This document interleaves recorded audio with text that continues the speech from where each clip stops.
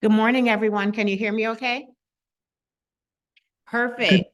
Welcome to our strategy session meeting. We are going to start promptly because we have a very, very important presentation and we don't want to miss any time. So Bailey will continue letting people into the from the waiting room, and we will move through our agenda. Before we begin, I want to make sure that we pause and properly introduce Bailey as a new teammate. It was brought to my attention that I took for granted that everyone knows who Bailey is and how incredibly talented and brilliant she is, and why we are fortunate to have her here on the team. But Bailey joins us as a public health professional. She is a Northwestern grad and a Yale grad, and she is very interested in health equity and concerned about the Black experience as it relates to health. She is our program manager, so you will be hearing from her as it relates to our strategy sessions, our national and regional strategy sessions. And then when we get into symposium time, you'll be hearing from Bailey there as well. You may have also recognized we have a similar last name. Bailey is my daughter. She is my youngest child, the youngest of two. I have a son, Blake, and this is my daughter, Bailey. Bailey, did you want to say anything? Yep. Thank you for the warm introduction. I'm super excited to be joining the First Repair team and to be supporting these strategy sessions. I'm always available via email. If you have any questions about these sessions, please don't hesitate to reach out to me. And then on that note, we'd like to start hearing your feedback on these sessions. So starting today, after each Zoom meeting ends, you'll find a brief survey in your browser just to give feedback on the session, ideas on how we can improve the session or future topics you'd like to see.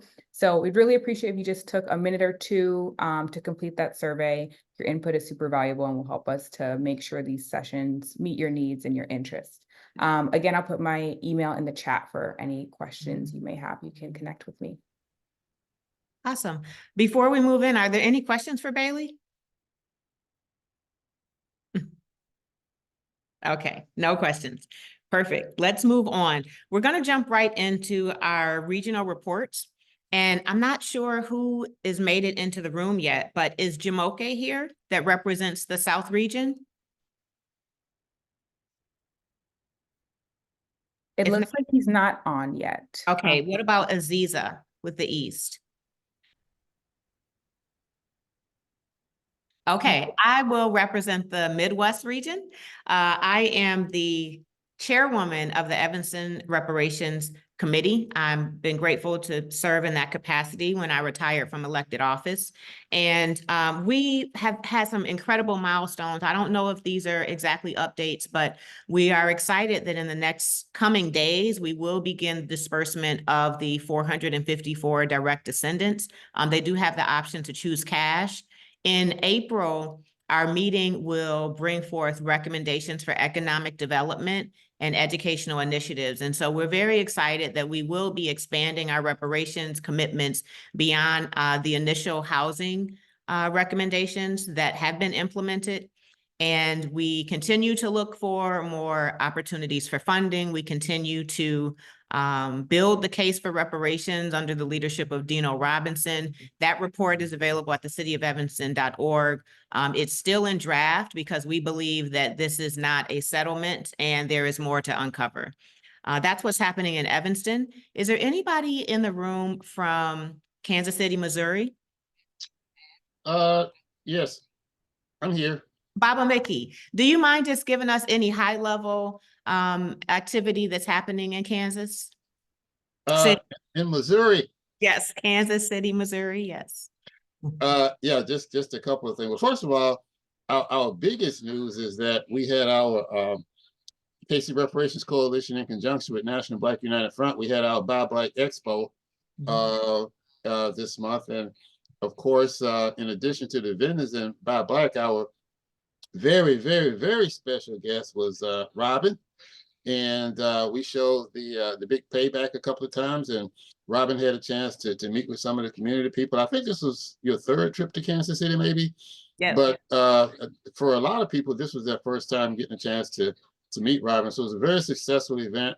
And we were very glad to have Robin in Kansas City. Everybody was just very impressed with everything that they saw. She had a chance to meet with some of our commissioners.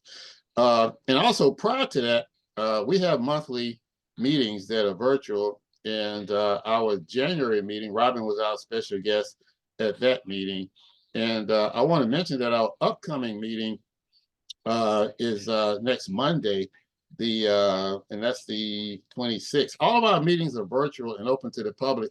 And this meeting will feature Brother Kamal Siddiqui.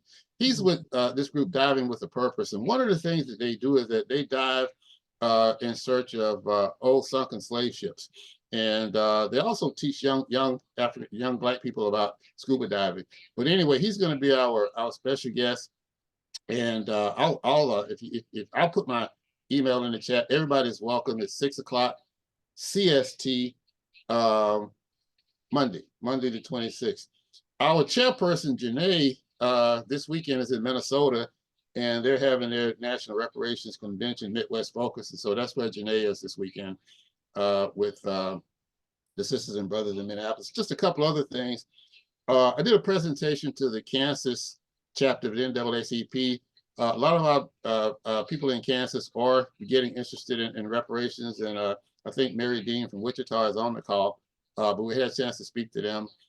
So we're spreading our tentacles over into Kansas, our neighboring state, and so that's basically what's going on in Kansas City.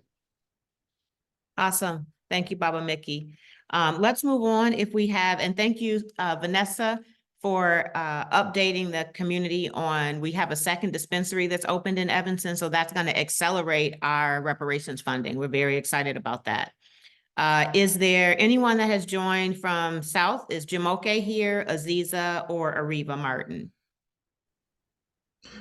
Before we go to the South, just continue on the Midwest, as Mickey stated that there is a Midwest conference being held here in Minnesota. I'm here. We'll be speaking tomorrow. There's representatives from Minnesota, from Detroit, from St. Louis, Kansas City, Illinois, and I think that's it. But yeah, so they're planning to, I'm sure they'll give a great report at the next session. Awesome. Kamm, since you're on camera now, do you mind giving any update about the action that was taken in the city of Chicago with the funding? Sure.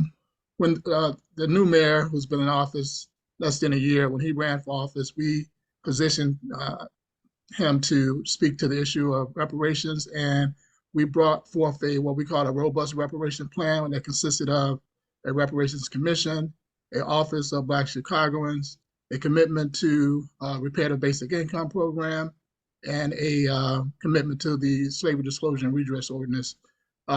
He announced in December that $500,000 would be targeted towards setting up a reparations commission or committee to determine what the commission would do. He also announced that the city's resilience basic income program will be retargeted toward for the high crime areas in the city of Chicago. So the repair of basic income is the first such type program in the nation. We're proud of that. Linda Mann of the Redress Network came to Chicago with her students and delivered a paper in support of that program. And so we're happy that actually the mayor did commit to that. And he created an office for returning citizens. Not so much an office for Black Americans, but we know returning citizens, that we're heavily comprised of that particular demographic. So, the mayor has committed to looking out toward what our demand for reparative justice is. And so we look forward to pushing them further. And right now we're 3 out of 4, 2.5, 2 3/4 out of 4. And we're looking to push the slavery disclosure redress ordinance within the upcoming months. Thank you, Kamm. And is Brother Jamoke on now? Yes, Brother Jamoke, can you give us no more than a 5-minute update on what's happening in the South region? Yes, and it may be shorter than that. Okay. So one of the highlights is that in the Vienna, Virginia, they got the library renamed from Patrick Henry to Vienna Carter. The library is under construction to be open in 2026. wanted to also just invite people to participate in the Harris Neck Fast. Harris Neck Land Trust is doing a fast to move their process forward and calling on the Creator. They're asking people to fast from 11 a.m. to 2 p.m. daily, started February 19th, going through to March 4th. And you can do an absolute fast, which is no water or food. You could do a fast just abstaining from food, or you could do a partial fast. And then the last thing I just wanted to report out was that there was a hearing in Georgia for the Georgia Reparations state bill reparations. People came in from all over the country to support us. People came in from all over the state of Georgia, and we're really continuing to push on the creating the Georgia state bill for reparations, setting up a reparations commission. And that's Thank you, my okay. report. That is huge. Thank you. And next we have Aziza from the East.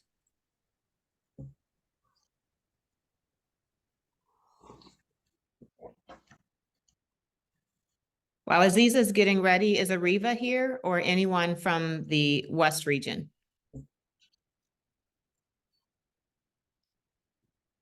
Is Aziza ready? I know that she's in the room. Okay, we're going to move on to partner updates, and I'll start. First Repair, we are excited about a few things. One, your feedback at the symposium to the organization Designing Dignity for Humanity has been well received and documented. We received a presentation from that organization on what this National Resource Center could be. This resource center is for the movement. And we will share that document. Look for an email that gives an update on what the vision is for that. In addition to that, we are very excited to be releasing a reparations anthem. It releases tomorrow, streaming on all platforms. So wherever you listen to your music, please look out for First Repair. The anthem is called Reparations, no surprise there. But it is a wonderful hip hop song with 5 artists who are conscious. 2 of them performed at the symposium. It includes live violin and trumpet and piano playing. And we hope that it inspires, unites us, it energizes us in the way that political rap has done in the past. So when you think of KRS-One and Public Enemy and Kendrick Lamar, we want you to think of this song in that same spirit. So please do look out and support it and share it if you can. Additionally, First Repair, our board just approved us moving forward with a new hire. So please do look out for a notice. We will be hiring a COO. This person will be my partner. It'll be someone that shares their responsibilities and leadership at First Repair. We're going to be moving to a co-leadership model. There's just too much work for one person to lead alone. And I'm really excited about this. And so if you think this might be a fit for you, just look out for that. It will be based in the Evanston area, an in-person position with required travel. But we're excited for this expansion. And that's all we have at First Repair, unless Bailey or Elisa, I missed something very important. Nope, I think you've covered it. Perfect, thank you. And so next we would love to move on to the Thurgood Marshall Civil Rights Center, if someone is here. And then we'll move on to African American Redress Network. And I saw Linda here for sure. Hey, Robin. Hi, everybody. We continue to do our work with the communities. We're deeply engaged still in Africatown and Brown Grove. Some advancements, I don't know if anybody's on here, include some additional collaboration with the EPA. And then we have students similar to when we worked with Kamm, in Chicago. We're collaborating with Justin and the PFPAD and performing a Black audit project for Detroit and for Kansas City's Reparations Task Force. And hopefully, if the community members and the Reparation Task Force want to utilize that information, they can utilize it to advance their work in their cities. So students are super busy, and we've been really blessed to meet with members of both of those task force and to hear about the incredible work that's happening on the ground floor.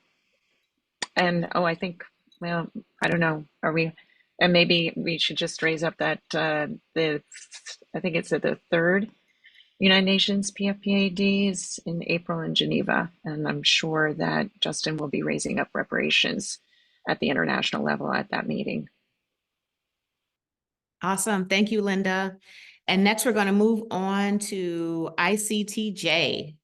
Is Virginia here? I saw her earlier. Yes, thank you, Robin. Hi, all. Awesome. Yes. So a few updates on our side. Next week, together with Liberation Ventures and the New Jersey Social Justice, I always forget the full name of the organization, we're hosting a one-day symposium on advancing reparations narrative for New Jersey specifically, but also hopefully across the nation. And it's in-person sort of limited attendance. I think, Robin, you will be there with us, which I'm looking forward to. But hopefully some outcomes will come out of it that can be shared with everyone, part of which is how to use this narrative house that was developed. Perhaps some of you on the call were part of that, but thinking about what are the narrative roadblocks that block reparations progress, and what are some of the narrative opportunities that can help keep moving that forward. So more updates next month on that. Then otherwise, also at the very community level, we're supporting the Brownsville project. Chloe Jackson sometimes has been here on this call and want us to uplift her work, but she's now moving from kind of a lot of planning to try and launch soon the Brownsville Truth Seeking Commission. And given the sensitivities of the word reparations in that part of Maryland, her strategy is to kind of build a commission that will create the lay the groundwork for the reparations proposals that have already been identified by descendants of the Brownsville community. So they already know what they want, but now it's about building the support politically, especially among the university there. So it's a very grassroots initiative, a different take, but I think it's interesting to see how different approaches may or may not work based on the circumstance that everyone's in. So that's it for now. Thanks so much. Thank you, Virginia. And then we'll go back to the East. Aziza has joined the call. Aziza, can you unmute yourself and give us no more than a 5-minute update?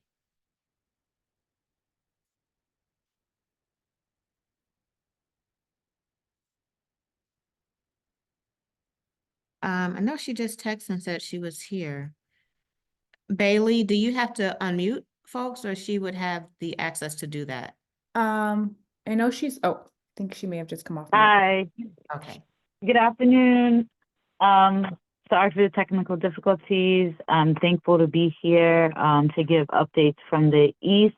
If there's anybody from the East that I have not shared updates from, please feel free to give a brief 2-second update as well. My name is Aziza Robinson Goodnight. I'm from Boston. In Boston, we do have a task force and 3 state bills on the floor.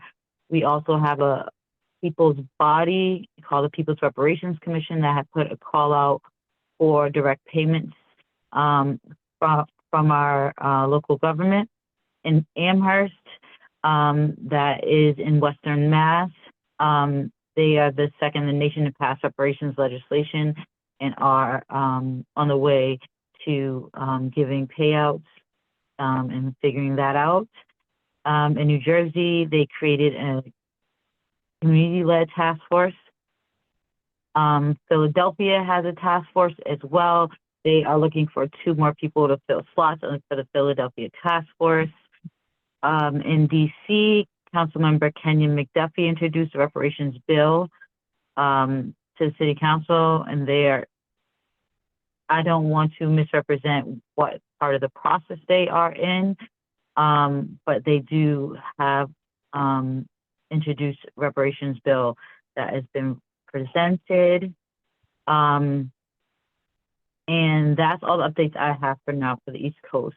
If there's anyone from the East Coast on the call in that I have not represented, please share for like 2 seconds. Also, please welcome folks to our regional meetings so that we can continue to build in our updates on the region as we move towards national building. Thank you. Thank you, Aziza, for that incredible update.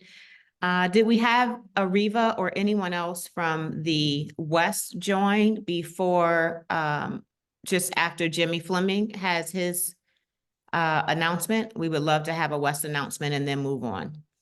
Jimmy? Good morning, good afternoon, thank you. And this is just following up to Aziza's comments a moment ago. As part of the East, I am participating in, there is a lot of work being done as an outgrowth of the bill that Governor Hochul signed here in New York State. There are committees that are meeting. I'm part of a committee that's on the history of reparations, and we've had one meeting to organize, and we're having a second meeting next week, so there's a lot more to come, and there are at least 6 other committees that are working. I don't know much from their end of things, but it's all to sort of goad and push and guide the commission. I hope to learn more from Senator Sanders at this next meeting. Awesome. Thank you for that. West Coast? Okay, we're Hello, gonna. everyone. I could give a very quick update Thank that folks may you. have seen that the California Legislative Black Caucus released their 14 priority bills for the 2024 legislative cycle as a first step towards reparations. They're using a frame of apology, acknowledgement, and action.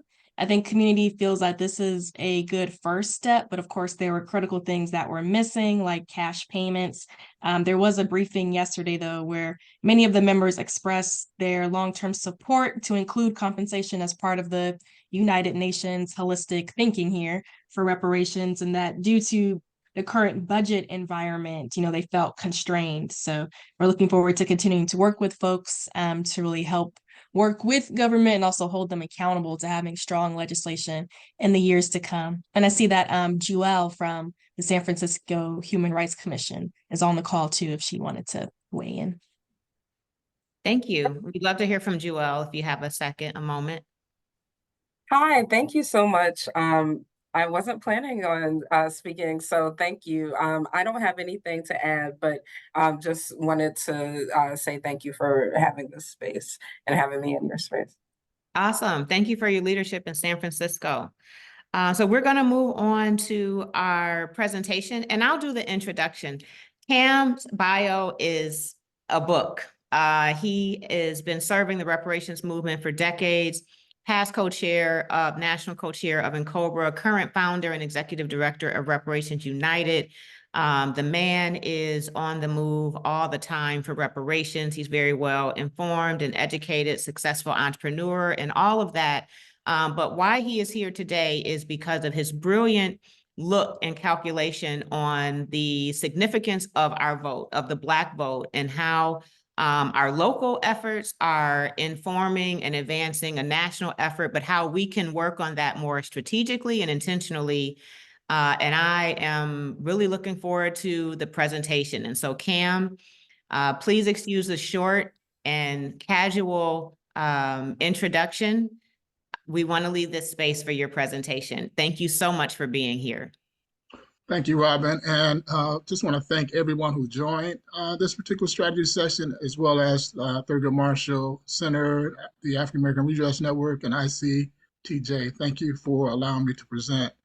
And Robin, as you stated, this is all about what we must be doing on the local level in regards to federal redress while we're actually working very hard. All of us are working very hard in our local communities to make sure that we're able to bring some type of redress to our communities at the community level. Beta, did you give me an opportunity to share? I did. Thank you. So I'll share my screen.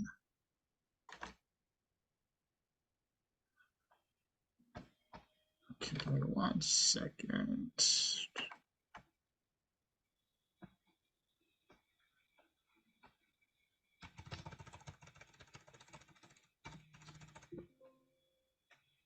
So are you able to see my screen? I'm sorry. I showed it before I was ready. But anyway, the title of this program is this presentation is Securing Federal Redress. The time is now. And as you see in that photograph, that is President Biden signing the executive order for the Juneteenth holiday. And so when we talk about securing federal redress, that's the method that we're talking about. I will talk briefly about what I consider are the stars in alignment, the national campaign, the national collaborative, and what's required of each of you here. There is a requirement that I'm setting forth. The stars in alignment. This is I just got this off the internet. We use this often all the time, but it's used to say that the situation is very good or lucky, that the situation becomes, completely right in order for something to happen. Express that events or circumstances are falling into place perfectly, often unexpectedly. The key aspects of this colloquialism or idiom meanings include a series of events or conditions come together favorably, an implication of the fate or destiny playing a role, and often used to describe coincidences or fortunate outcomes. So when I say the stars are in place, what do I mean? What are those stars? One, we're in the presidential election cycle. Black voters have tremendous power, and that there's political will for reparations at this time. These are the situations and circumstances that we find ourselves in that lead to us being in a very significant and probable position to achieve federal redress at this time. We're in an election year. Most people think that this is just about governing who's going to govern America. But election year is more than that. It's about who's controlling global power, who's controlling global resources, and who's in what political party is in the lead of global white domination. This is an extremely important time, not only in America, but in global power and global situations. And so we find that if we were not in this election year, we probably could not be making the type of demand that I said we can make right now. So that's one of the stars. The other one is that the Black vote is key to victory. There's no more denial on this. Mainstream media is saying it everywhere. Black voters are 20% of the Democratic Party base.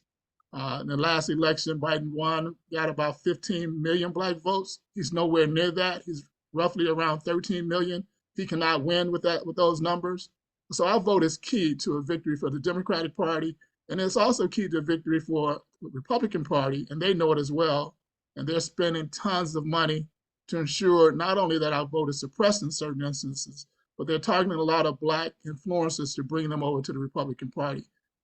Hundreds of millions of dollars are being spent by both parties targeted toward the Black vote. Our vote is very key to determine who actually controls global white power over the next 4 years, what political party is going to lead the global white power. And also, another star that's definitely in line is that we've demonstrated in this country that there's political will for reparations. On the federal side, 80% of all Democratic elected leaders in the last Congress supported a reparations commission. 217 confirmed votes in the House, 23 in the Senate. That's 240 out of the 278 federally elected Democratic leaders supported reparations. That's unheard of. We haven't had that type of support since Reconstruction. We hadn't had a Senate bill, two bills in both houses, a bill in both houses of Congress since Reconstruction. So these are the type of things I'm saying that the stars in alignment, things are in place right now that we haven't seen in our lifetime. At the state level, the governors of the states with the 3 largest cities in America, California, largest, one of the second or third, depending on who you ask, or what largest city in America, Los Angeles. Governor Pritzker, Chicago is the second or third, depending on when they're taking these numbers. Second largest city in America, and Governor Hochul of New York City, which is the first largest city in this country. Each of these state governors, these executive leaders at the state level, have established reparations commission, unheard of. At the local level, we know that Evanston began the charge. Evanston was a Democratic-controlled city. We know they began the charge with Robbins' initiative as an alderperson. And we know that there was a Mayors for Reparations coalition that came together one time, all Democratic Party mayors, and dozens of Democrats controlled cities are now that we represent here on this call. These are primarily Democratic controlled cities that are looking at this issue of reparatory justice. And then voters. In the 2019 Huffington Post poll, 80% of Democratic voters said that there should be a reparations commission or maybe should be a reparations commission. Only 20% said there should not, of Democratic Party voters. So this is the type of environment. These are the conditions. It's an election year. There's tremendous amount of power that's at stake for whatever party wins. The Black vote is key to that power, key to that decision. And then we've already demonstrated at the federal level, at the state level, at the local level, that Democratic voters around the country are in support of reparations, a reparations commission. So the stars are definitely in line. And I want us to really take note and take serious note of that effect, because we may not have this position ever again in this country to be aligned in this particular manner.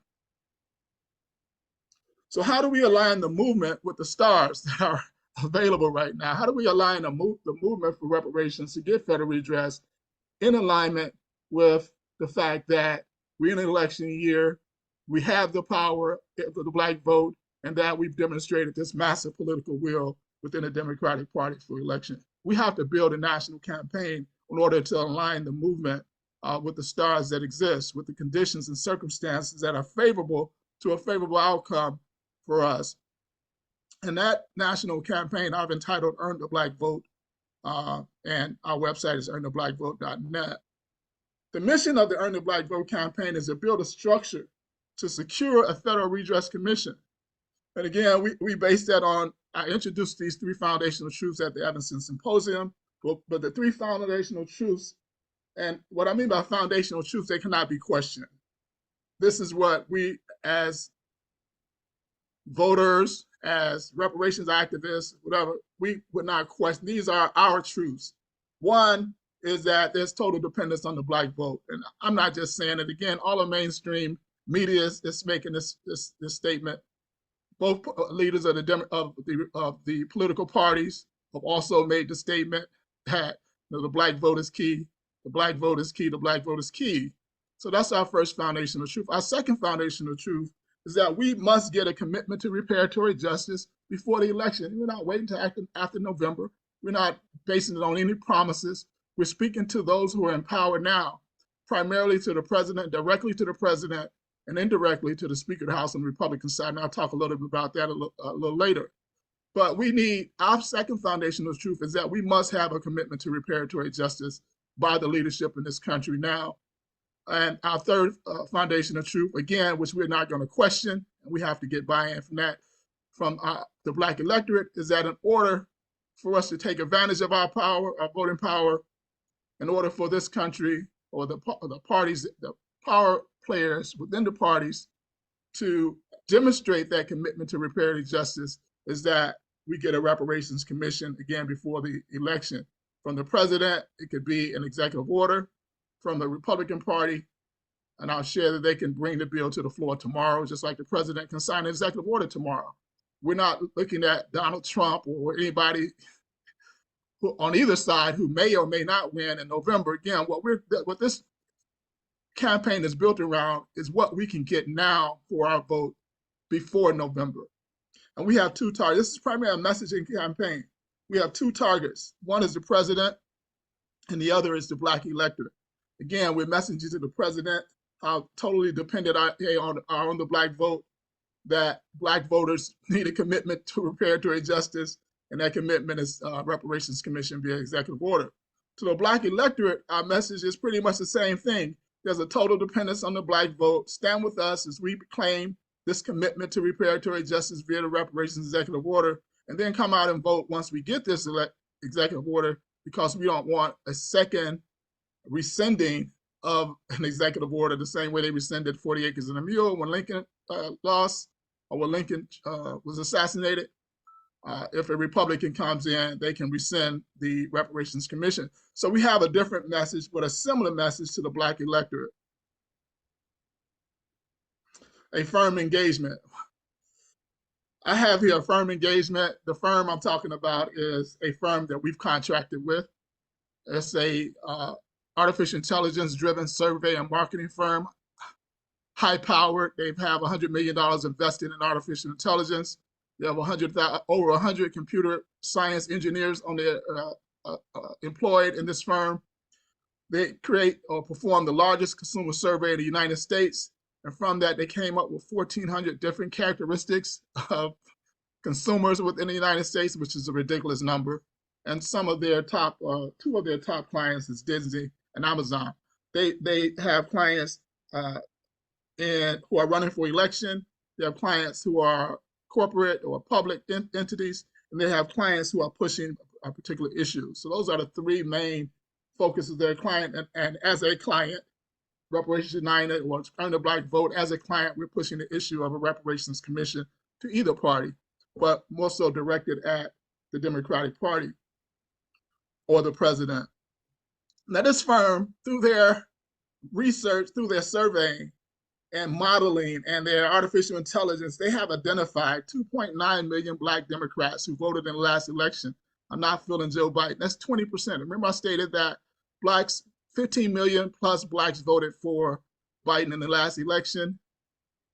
20%, 2.9, meaning that he'll only get 13 million and he loses. If the vote was held tomorrow, he loses. They know they lose tomorrow without getting this significant amount of Black vote, not only in percentage wise, but he needs a large turnout.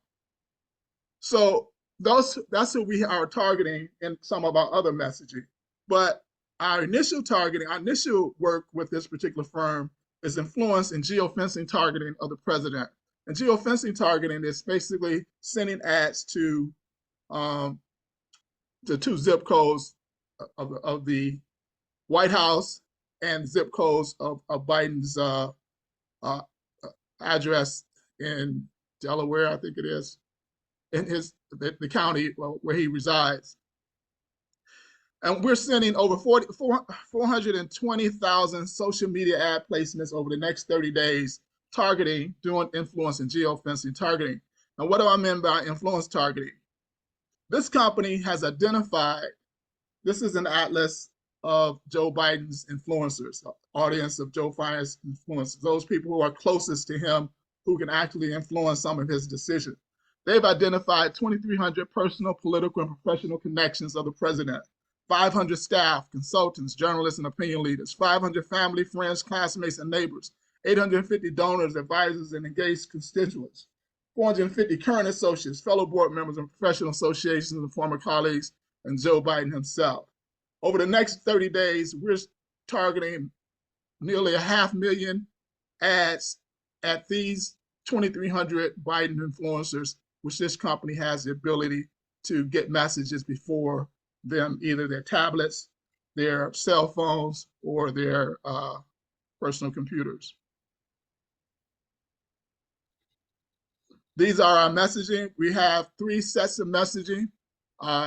We're changing every 10 days. During this 30-day campaign, we would like to run it longer, but our resources are not there. So we're running it for 30 days. Again, almost 500,000 ads in 30 days targeted toward these 2,300 presidential influencers, letting them know that this is their duty to inform the president that the Black electors' demand for a reparations commission is not just a request, it's a prerequisite for victory in 2024. Ignore it, and the Democratic Party faces defeat. And we can say that because right now we know that there's 2.9 million Black voters who are not feeling Joe Biden. And if that remains the same, they face defeat. So everything we're saying is actually a fact. Ignore it, and the Democratic faces defeat. We're saying that there's nothing that the Democratic Party can do to excite and reverse this defection from the Democratic Party short of a reparations commission. That has to be our mantra over and over and over and over. That's one of the ads. This is another one that's saying the same thing. It's your duty to inform the president.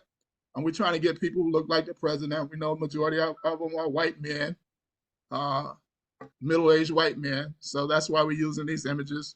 That the Black electors' demand for reparations commission is not just a request, it's a prerequisite for victory in 2024. Ignore it, and the Democratic Party faces defeat. Again, these are facts. And this is another one, it's your duty, again, saying the exact same thing, just different images. We have two 15-second videos that we're also running in this. And if I can, let me see if I can share. I want to run those videos real quick.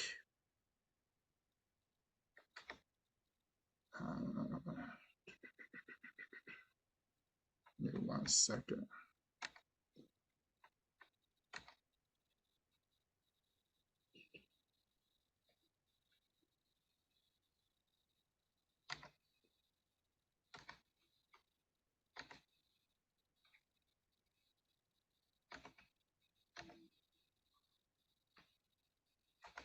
Can you see that purple square? Anybody? Yeah. Yes. All right, good. So this is the first one.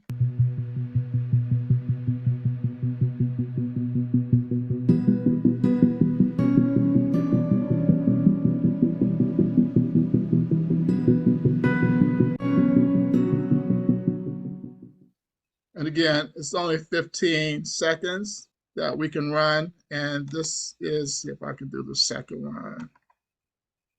The black vote brings victory to the Democratic Party. Now black people deserve a win. Tell President Biden to reverse the defection of millions of black voters. Establish a reparations commission by executive order. Earn the black vote. Let's win together. So that's our slogan.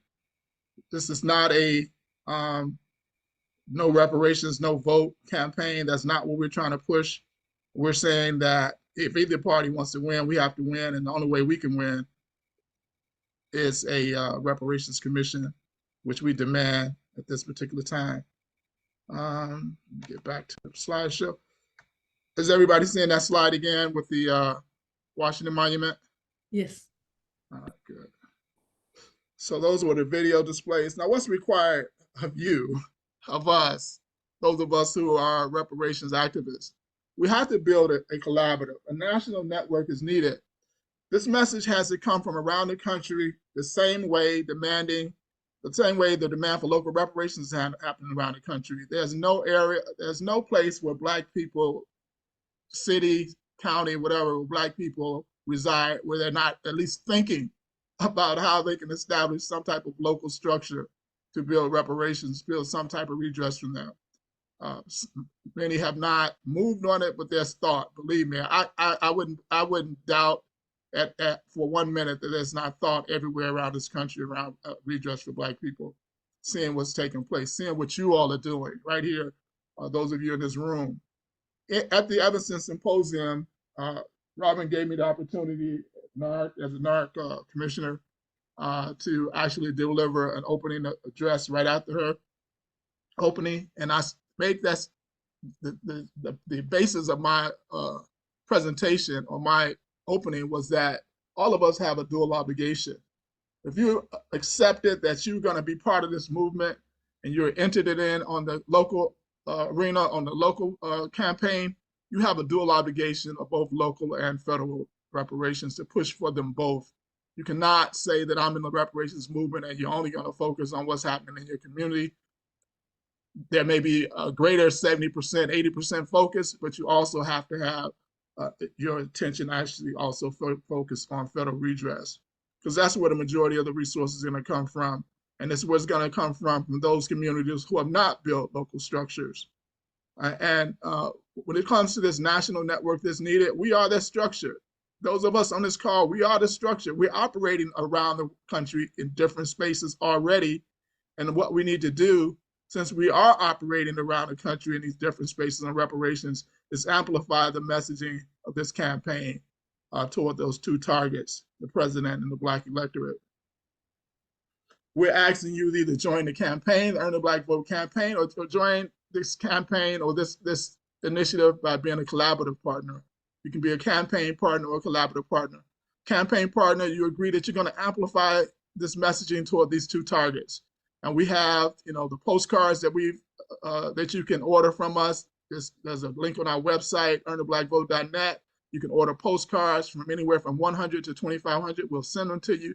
Get those postcards out. Make sure that a zip code is put on those postcards. That helps us message the president. We have a messaging sheet that you can also go to our website. Should be up today. Not today, should be up tomorrow or sometime this weekend, that Movement for Black Lives put together for us. that Kamm's team put together for us that all of us can be on message as we amplify this demand for federal redress at this moment, at this very crucial point where the stars are in alignment. We have teach-ins every 2 weeks. Some weeks there's 4 people on those teach-ins, doesn't matter, because generally when they attend the teach-in, it's 30 minutes. You find out what this campaign is all about, the intricacies of the campaign, and also you're able to ask questions and find out how you can join. We have posters, we have flyers for when you attend events. You can print out the posters, print out the flyers, and we have handouts for events. We also have our social media assets that will be on the website that you can use and download and share on your social media.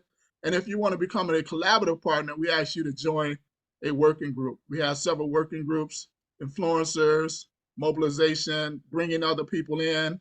Mobilization working group is having events around the country or attending events around the country. Our digital working group is creating, graphics that really speak to this issue.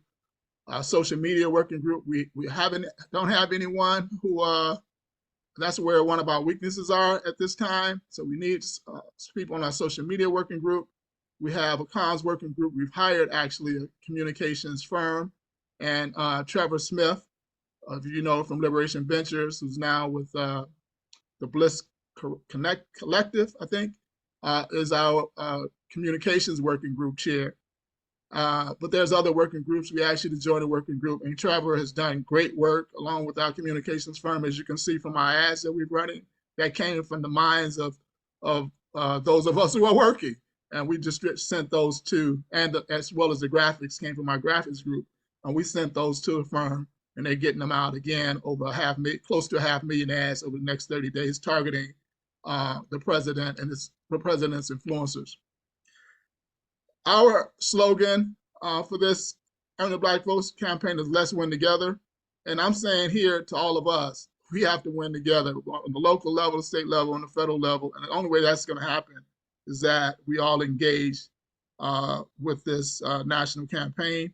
And if, there's some other things that are going on nationally, if this is not the campaign for you, and we hope it is, do whatever is necessary. Get in where you think you can best serve, but you have to understand your dual obligation in this movement. This is one of our flyers, one of our posters that we, utilize. Whenever I go to an event, I have these posters out. This is on the back of the next 2 posters. So there's basically 3 images. This was on the front or the back. It depends on which, just depends. President Joe Biden, Reparations Commission by executive order now. President Biden, let's win together. And again, this is on the back of both of those. This is a palm card that we use, and I'm going to conclude after the next 2 slides. This is a palm card that we pass out at events. Black voters hold the key to the Democratic Party's success in 2024. The Black electorate also wants to win in 2024. The only action the president can take to excite the Black base and reverse the defection, the 2.9 million Black voters who disapprove of the president. And again, we have those numbers. We have that report, published report by the firm we're working in, is to establish a reparations commission via executive order now. We can speak with definitiveness on this issue. And when we talk to the president and Democratic Party leaders, we can speak definitely to the data is there. And we're saying this message is a simple message to the president and to the Democratic Party. It's very simple. And this is, like I said, we're messaging directly the Democratic Party, but indirectly, so we can show that this is not a partisan issue. We also message House Speaker Johnson. The reason we message House Speaker Johnson is, again, he has the power. No presidential candidate on the Republican side has any power to affect what we want to have done now, and that's federal redress now. Speaker Johnson has that power, and our message to him: Black voters hold the key to the Republican Party's success in 2024. They only need about 19% of the Black vote, or they need about 19% to not vote. And right now, there's 20% who are not voting, who say they're not going to vote for Joe Biden. So right now, they will win. So we also hold the key to Republican Party success in 2024. The Black electorate also wants to win. The only action the Republican Party can take to secure enough Black voters for victory is a call for the H.R. 40 bill to the floor for a vote in the House and refrain from using the filibuster in the Senate now. The message is simple. We know that's not going to happen, but to those Black folks who are thinking about Republican, that message is also simple. And we're telling them there's no reason you should even be thinking about the Republican Party if you're for reparations, because there's never been a Republican in the history of HR 40 who signed on to the bill. And if they have the power right now, just like the Democrats have the power right now to commit to reparatory justice through a reparations commission, they can do it in the House tomorrow. Bring the bill to the floor of the House tomorrow. So that's my presentation. If there's any questions, I'll be happy to answer any in the time that we have remaining. Thank you again to the First Repair team and African American Redress Network, ICTJ, and Thurgood Marshall for allowing me to present today. Thank you, Kamm. If anyone wants the presentation, will you be willing to share it if someone reaches Sure. out for it? Okay, Sure. I'll perfect. send it to Bailey. Thank you. Incredible. It Also, looks our like- teach-in presentation is also on our website, so you can actually get the full teach-in presentation. There's a video to teach in. So yeah. Excellent. It looks like we have a question, Baba Mickey Dean. Hey, Kamm, how you doing? Hey, Baba, how are you? I got a question. I'm a little confused. I thought what you said was in your presentation, you said this is not a no reparations, no vote campaign, right? And so, which to me, I don't know. It kind of, I mean, it's like, what's the point? I mean, I thought the whole point was, look, if Black people don't get what they want from the Democratic Party, the commission just being one thing, then we're not voting for Joe Biden, because what I see is that it seems like every election cycle, Black folks vote out of fear. I mean, it's like, well, if you don't vote for Biden, then you're going to get Donald Trump. I mean, that's kind of how it's looking this year. So, and if the Democratic Party, which I think, you know, that's sort of their approach. Well, they're not going to vote for Donald Trump, so who else are they going to vote for? And if that's the approach that they take, then they can say, well, yeah, they're demanding that the president signs this executive order, but if he doesn't, they still got to vote for him. Otherwise, they're going to get Donald Trump. So I'm kind of confused about the point. If you're saying that this is not a no reparations, no vote, I mean, at what point do Black folks say, and you know, I'm not part of any of them parties, but at what point do Black folks say, you know, it's just it? I mean, you know, if we're not getting out of this, nothing out of this, why are we voting for the Democratic Party? Thank you, Brother Mickey, for that question. It's very important that you ask that. When I say this is not a no reparations, no vote campaign, we're speaking primarily to messaging and secondarily to what has already taken place. The no reparations, no vote campaign has been historically linked to that slogan, has been historically linked to the right wingers, Black folks who were trying to get Trump elected in the last election. So we want to distance ourselves from that message. So that's why our message is let's win together to either party. If you want to win, you had to come through the Black vote. Secondarily, Black folks already said they're not going to vote in 2024. We don't have to even state that. What our messaging is. 2.9 million Black folks have already said they're not going to vote for you. You can't excite them with the Democratic Party messaging is on their past, what Biden's past record has been in over the last 3 years. That's their messaging to the Black folks. They think that's enough to bring that 2.9 million Black folks back. We're saying that's not enough. And, you know, they're saying that's not enough. You read, you know, some of the quotes in the newspaper around they're asking Black voters what Biden needs to do. They're telling them they have to earn the vote. What he's done in the past is not enough. So we don't have to make that messaging part of our messaging. Our messaging is, if you want them back, you must do this now. The only thing to get them back is you must do this now. Let's win together. So it's all about we're utilizing this as a messaging tactic, part of our long-term strategy. And enough 2.9, almost 3 million Black voters already say they're not going to vote for him. What can we do to get them back? And that's our message to the president. This is what you must do to get them back. Okay, so just one last thing, follow up on your campaign. If we get to November, there's no commission. we get to the election, do you say, well, you didn't earn the black vote? I mean, is there a follow-up messaging if Biden decides he's not going to do it? Well, that's not for this campaign. We're telling black folks, do what you want to. Some black folks say they're going to vote third party. Some say they're going to vote Trump. Some say they're not going to vote at all. What we're trying to do with the time that we have, with the stars being the line that we have, is to channel that energy, that sentiment out there, that disappointment among black people toward a reparations commission. That's our focus. We're not even worried about, I'm not even thinking about November or what happened after November. We need to get this done before Juneteenth. That's what we're messaging to the president, because we're going to need time once it's done to actually message black voters, you need to come out, and why you need to come out, and why you need to come out big.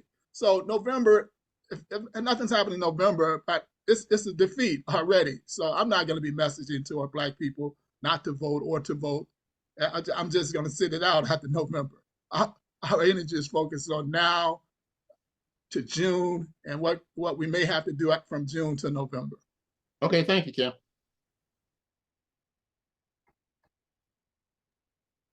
Were there any other questions? Hey, good afternoon, everyone. Tiffany Debelow here from Asheville. Nice to see Tiffany. everyone. And hey, Ms. Simmons. My question is around local nonprofits and how can we help these efforts in supporting this mission and this call to action.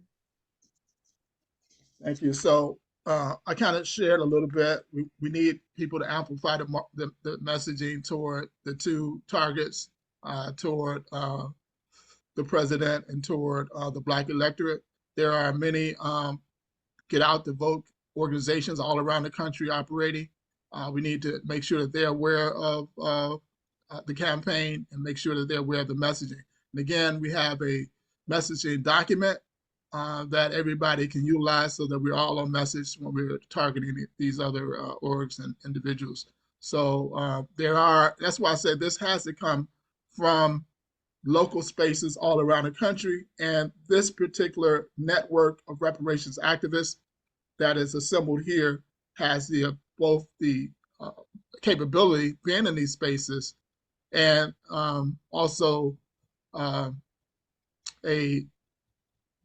only due to the obligation, but also a desire for federal redress. So we have that already available to us. So, yeah. Are there any other questions? Hi, I have just a follow-up question. This is Karen Rose out in California.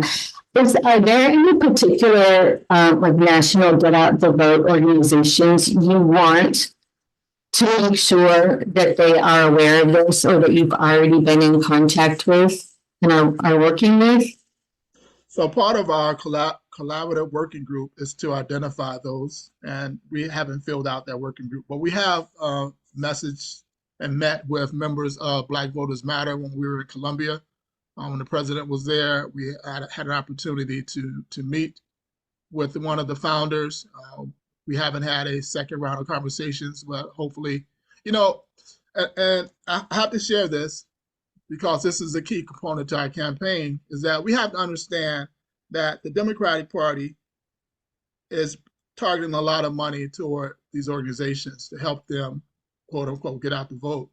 And they have to stick to the messaging of the Democratic Party. And that messaging is Biden's history, Biden's past, what he's done in the past. And they may be beholden from actually delivering this message because they're committed to that messaging. And so, again, that's why it's so important that we target the president so he can get on message with us as well. But I'm not very excited about all of these national organizations getting on message with us because the simple fact that they live off resources from the Democratic Party. And that's not a slight on them, just saying we have to be aware of what messaging is put out and why it's being put out. I'm a policy advisor, sorry, for the world. Sorry. No problem. But if you have any organizational contacts that you'd like to put us in contact with, we're certainly would like that, receive them. Okay, yeah, thanks. I feel like we get invited to these things all the time. And so I was wondering what your take on that was. Thank you all for the questions, Kamm. Thank you for everything that you do. You make things so plain. I really appreciate your leadership. Before we move on to Bailey giving us closing remarks, Kamm, I think that we should really, we have some missed opportunities here in using your words, synchronizing the local movement. Just before I left office, Redress Network prepared for us a report on the local movement. And I think we should update that report and use it as, we talked about even in the symposium, some type of a letter from all of the localities that are doing this work. I think we're missing an opportunity to show our strength as a local movement. And I would love for us to think more about how to support your messaging with the organized local movement. Yeah. And so with that, thank you again for your leadership. Bailey, if you want to close us out with remarks. Sure. Thanks again, everyone, for joining today. The recording of this session will be on the First Repair YouTube page by tomorrow, and Kamm will send me over his slide deck. So you can reach out to me at Bailey@First Repair or info@First Repair, and I can send that over if you'd like to see that. As a reminder, these National Reparations Strategy sessions take place on the fourth Thursday of each month at 12:30 Central Standard Time. The link to register for future sessions is in the chat. Our next session will be on Thursday, March 28th. In honor of Women's History Month, we will have a session on women in the reparations movement with Nikichi Taifa, Jessica Ann Mitchell-Irior, and Robin Ruth Simmons, which we're really excited about. And then in April, we will have a session on democracy, politics, and reparations with Professor Alvin Tillery. So we hope to see you at upcoming sessions, and you can reach out to me if you have any questions. Thank you all. Thank you, everyone. Have a great week.